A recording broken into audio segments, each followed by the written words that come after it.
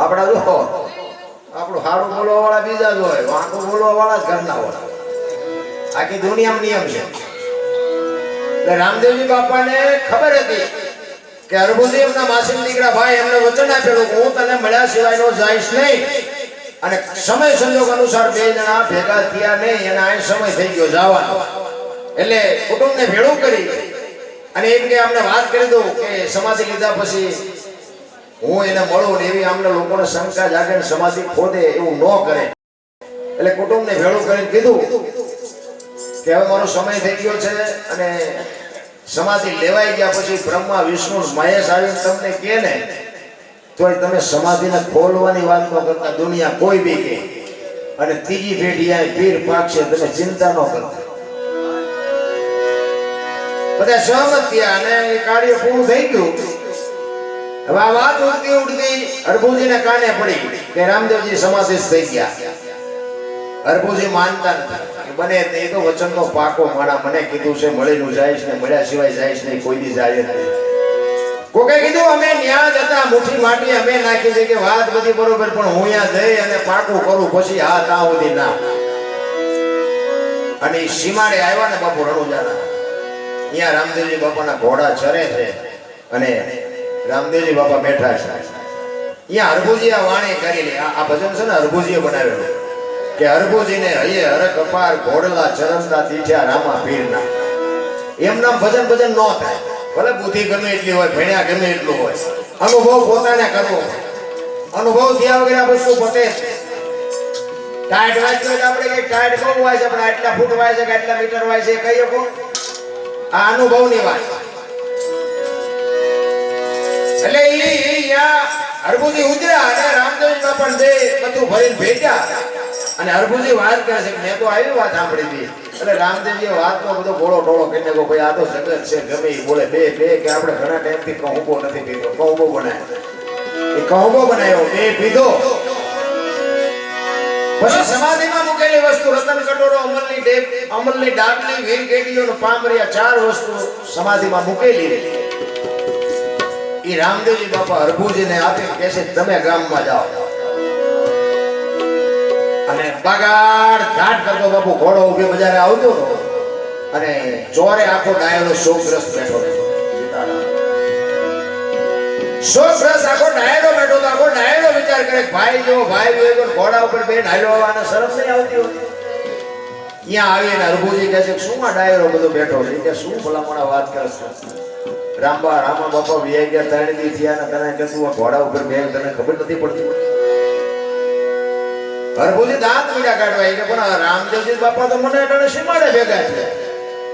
ઈ કે તો આખા ગામ ગાનું તું એક હાથો વસ્તુ બતાવી કે આ મને અમલની ડાબલી, વીર કેડીઓ, રતન કટોરો આ બધું એમને તો મને આપ્યું આવ્યું. અને શંકા જાય કે આપણે સમાધિ દઈને આવતા રહ્યા પછી માથું મારી નીકળી ગયેલા, હવે ખોદવા જવા. જો આ આપણા જ નથી સમજી. અને બધા ગયા સમાધિમાં અને ઘા કરવાની તૈયારી કરીને આકાશવાણી ગઈ તમારી જાતનો મેં તમને શું કીધું છે. હવે હું અહીંથી જઉં છું સૌરાષ્ટ્રમાં, હવે આ તમારે કાયમ દુકાળ પડશે અને કાયમ તમે દોરા ધાગા કરીને જીવજો. હવે અહીં પીર ન પાકે. આપણું પહેલું પીરાણું ગેબીનાથ ને પાળિયા બાપુ આધારે પંજાબની ભૂમિ. એ ગામ એવું નહીં હોય કે રામદેવજીનો નેદો ન હોય, રામદેવજીનું મંદિર ન હોય કે રામદેવજી બાપાનું મંડળ ન હોય, એવું એક ગામ નહીં હોય. કેવડી આપણા માથે કૃપા છે. અને રામદેવજીના શબ્દો જો કુટુંબના સમજી ગયા હોત ને તો આજ રાજસ્થાન હોનાનું હોત. મારા બાપ આના પ્રતાપે નથી સમજી શકતા ને. તમે અમને બધા સાંભળો છો, અમને જેટલા સાંભળો છો અહીંયા આવ્યું જોવો તો ખબર. દુનિયાના છેડે મને બોલાવે છે, ગામ ના ગાવ એને હું સાંભળું. એટલે મને નથી સાંભળવાનો, વાણીને સાંભળવાની છે. અને મારે અહીંયા કોઈ બાપના દીકરા નથી, વાણીને લઈને મને બોલાવે છે. મારા કરતા રૂપાળા, મારા કરતા પૈસા વાળા, મારા કરતા ડાયા બધા છે.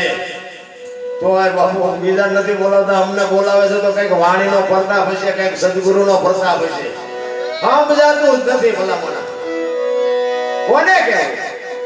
કારણ કે નથી સમજી કે નથી સમજી કે. એક વાર તમને કહું, કૃષ્ણ પ્રસાદ માફ કરજો, નારદજી એક વાર આ વસ્તીમાં વિચરવા માટે નીકળ્યા. અને ભિક્ષાવૃત્તિ માટે નીકળ્યા છે. એક ઘરના બારણે આવીને કીધું ભિક્ષાન દઈ, અને એક બાઈ ખોપડું ભરી અને અનાજ લઈને બાપુને દેવા આવે છે. નારદજી કીધું લ્યો બાપુ, જોડી આમ લંબાવી અને ખોપડું ભરીને અનાજ નાખ્યું. અને બાપુએ કીધું કે તારા જેણા જીવતા રાખે બાપુ, તારો અખંડ ઝૂંપલો રાખે. એ જેણા જીવતા રાખે એમ કીધું ને હાથમાંથી ખોપડું પડી. બાપુ કે કેમ બેટા, મારે કઈ ખોટું બોલાઈ ગયું, મારથી કઈ અવળું? કે ના બાપુ, તમારી વાત સાચી છે, પણ તમે કીધું ને કે તારા જેણા જીવતા રહે, પણ ભગવાને મને સંતાન નથી આપ્યું, મારે શેર માટેની ખોટ છે. અને નારદજીને બાપુ વાઢ્યા હોય તો લોહી નો નીકળે. એમથી ઓહો ભર્યું ભાજરું ઘર છે, આવા સાધુને ઉપડા ભરી ભરીને અનાજ આપે. અને અખિલ બ્રહ્માંડના માલિકને આ ન્યાય કહેવાય? ખાવા ધાન નથી, આ 5-5 ને 7-8 આપે ને આ એક દીકરો નો આપે. ભગવાન પાસે જઈને મારે ભગવાનને વઢવું છે. અને નારદજી આવ્યા ભગવાન પાસે અને ભગવાનને કહે છે કે પ્રભુ તમે ક્યાંક અન્યાય કરો છો. કેમ?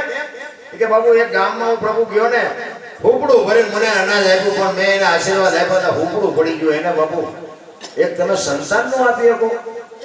ત્યારે નારદજી કહે છે, માફ કરજો, કૃષ્ણ કહે છે કે નારદ, તને તો હતાની ખબર છે ને સંતાન નથી. એને હાથ પેટી સુધી સંતાનનો યોગ નથી. લખવું હોય તો લખી લે. એને હાથ પેટી સુધી સંતાનનો યોગ નથી.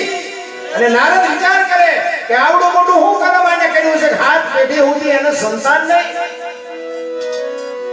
અને બીજી વાર જ્યારે નારદજી બાપુ એ ગામમાં આવ્યા અને ફરીની ડેલી આવીને ઉભા રહ્યા, ભિક્ષા દે કીધું ને, તેની ફળિયામાં હાથ દીકરા રમતા હતા ને, નારદજીને એમ થયું કે આ પાડોશીના દીકરા હોય, આ એના ન હોય. કારણ કે ભગવાને કીધું કે આના હાથ ભાવમાં છે, અને દાસોદરાયના હોય જ નહીં. નારદજી આશીર્વાદ આપ્યા, બેન આ પાડોશીના છોકરાને તું મોટા કરસ ને ઉછેરસ ને, એનું ફળ તને આવતા જન્મમાં મારો નાથ આપશે. ત્યારે બેને કીધું શું કહો છો બાપુ? કે આ પાડોશીના સંતાનને તું ઉછેરસ ને, તને આવતા જન્મમાં તને ભગવાન ફળ આપશે. ઈ કે બાપુ ઈ હાથે દીકરા મારા છે, પાડોશીના નથી, એની જનેતા હું છું. અને બાપુ નારદ ને એમ જો ભગવાન કહે છે કે હાથ પેટી નથી, નાના હાથ દીકરા છે, આ ભગવાનને કરવું શું જોઈએ? અને ભાઈ ઉપડ્યા હો નારદ.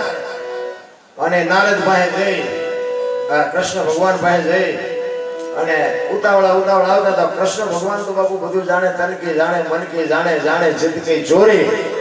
એનેથી શું છુપાવવું, તમારી મારી બધાની એના હાથમાં છે દોરી. કૃષ્ણ ભગવાન સમજી ગયા નહીં. નારદ ત્યાં પોગે એટલે કૃષ્ણ ભગવાન હોઈ ગયા અને કીધું, નારદ તારી રાહ જોતો તો ક્યાં હતો? મને કાળજાની જરૂર છે, મને પેટમાં એટલી બધી વાઈટ ઉપડી છે. અને જો વૈદ્યરાજે કીધું કે કોક બાણાનું કાળજું હોય ને તો મટે એવું છે, તું એ વ્યવસ્થા કરી. નારદજી ઓલી વાત ભૂલી ગયા કે ભગવાન એટલું બધું પેટમાં દુખે. અરે કે રહેવાતું નથી, હું તારની રાહ જાતો જોતો. તો કે કાળજું લાવવું જ પડશે. કે હા લાવવું જ પડશે. એમને તો કેટલી દવાઈ ઉપાય પણ બેઠું જ નહીં. તો કે રો હું લઈ આવું. ગામડે મીડિયા ફોડવા નીકળ્યા. કાળજું છે કોઈની પાસે, કાળજું કોઈની પાસે. અને આમાંથી કોઈની તૈયારી ખરી? કદાચ આવ્યા હોય તો આપણે કાઢી દઈએ ખરા? હા પડવી જ ના ભાઈ ના, ઓલા બાપા રહ્યા એમને સાધુ જીવવું નથી, એમનું કાઢી દો ખરા. ટાણે મારા નામ ખબર પડે.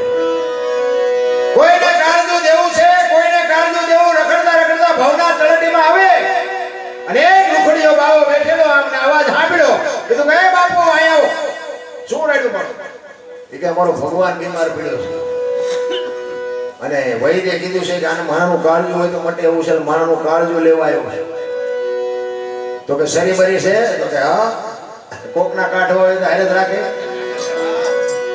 આપી ફાસ ને પેટમાં મારીને કાઢી દીધું. ગાલો લઈ જાઓ, આજે એક આપું છું, ભગવાન હાજો ન થાય, કદાચ 10 જોતા હોય કાલ આવજો. એમ નામ બાપુ ગીત નથી લખાતા.